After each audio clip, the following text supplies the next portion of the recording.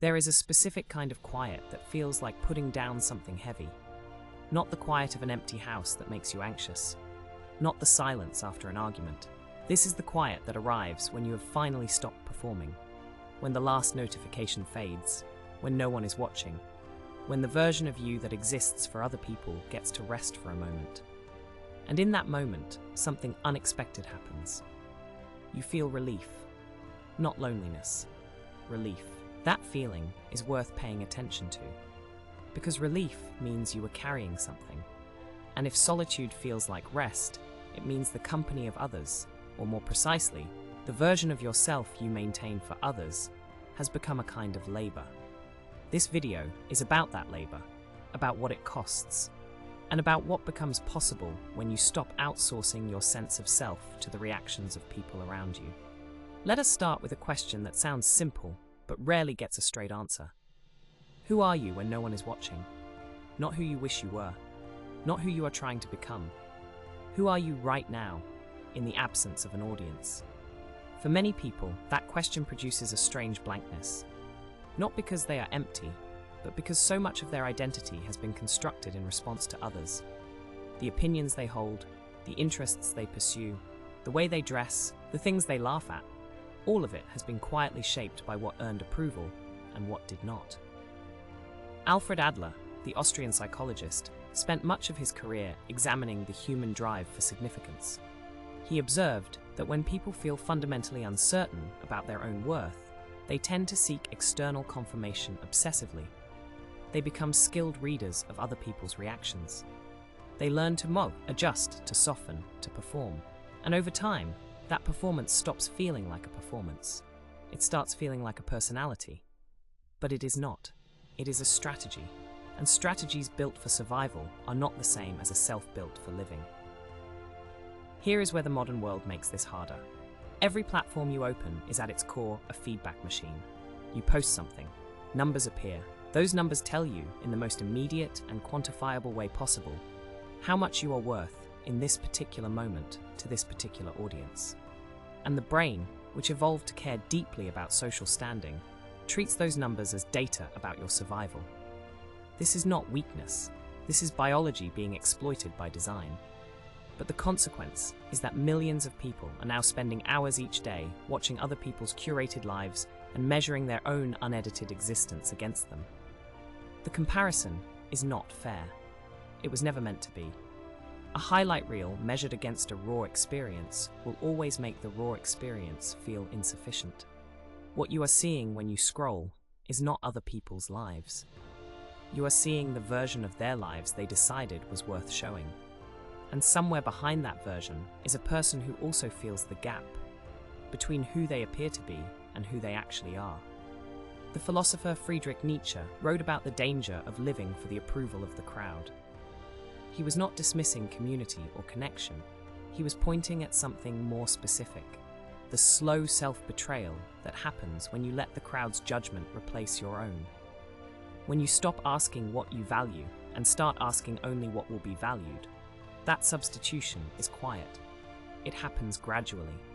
And by the time you notice it, you may have spent years building a life that looks impressive from the outside and feels hollow from the inside. James Allen, writing in the early 20th century, offered a different kind of observation. He was interested in the relationship between thought and character, in how the patterns a mind rehearses eventually become the architecture of a life. His central insight, drawn from the work that would become As a Man Thinketh, was that the mind does not passively receive experience. It actively shapes it. The thoughts you return to most often, the assumptions you carry about yourself, about what you deserve, about what is possible, these are not neutral. They are instructions, and the self follows them. If you have spent years rehearsing the thought that your value depends on how others respond to you, that thought has been building something. It has been building a self that cannot rest unless it is being approved of. A self that experiences solitude not as peace, but as a verdict. The good news, and Allen was genuinely interested in good news, is that what has been built by repeated thought can be rebuilt by different thought. Not through wishful thinking. Not through affirmations pasted on a mirror. through the slow, deliberate practice of choosing which mental instructions you are willing to keep rehearsing. This is not magic, it is cultivation. The same way a garden does not transform overnight, but does transform if you are consistent about what you tend and what you remove. So what does this look like in practice? It starts with solitude, not as punishment, not as withdrawal, as a laboratory. When you are alone, genuinely alone, without a screen to fill the silence, you begin to notice what your mind does without an audience, what thoughts arrive uninvited, what you actually find interesting when no one is grading your interests, what you feel when you are not managing how you feel for someone else's comfort. This is uncomfortable at first. The mind that has been trained to seek external feedback does not immediately know what to do with internal quiet. It reaches for the phone. It rehearses conversations. It imagines how it looks from the outside, even when there is no outside. But if you stay with the discomfort, not forever, just long enough, something begins to shift. You start to hear yourself, not the performed version, the actual one. Adler would say, this is where genuine courage begins. Not the courage to impress others, but the courage to be known to yourself, to stop running from your own company. There is a metaphor that might be useful here. Imagine a river that has been dammed. The water does not disappear. It backs up, spreads sideways, finds whatever outlet it can. It loses its direction. It becomes still, in ways that feel stagnant rather than peaceful. That is what happens to a self that has been damned by constant external performance. The energy is still there, the depth is still there, but it has nowhere to go that is genuinely its own. It spreads into whatever shape the audience requires. Solitude is not the dam breaking. It is the dam being carefully, intentionally removed, so the water can find its original direction again. None of this means other people do not matter. They do. Connection is not the enemy of selfhood. The absence of a self is the enemy of genuine connection. When you show up for someone else from a place of internal steadiness, when you are not performing for their approval, but actually present with them, the quality of that connection is entirely different. You are not managing them, you are meeting them. That is what becomes possible when you stop outsourcing your identity.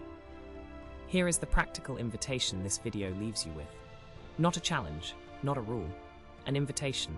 Find one moment this week, even 15 minutes, where you are genuinely alone and genuinely offline. No podcast, no music, no scroll, just you and whatever thoughts arrive. Notice what comes up. Notice what you reach for when the silence gets uncomfortable.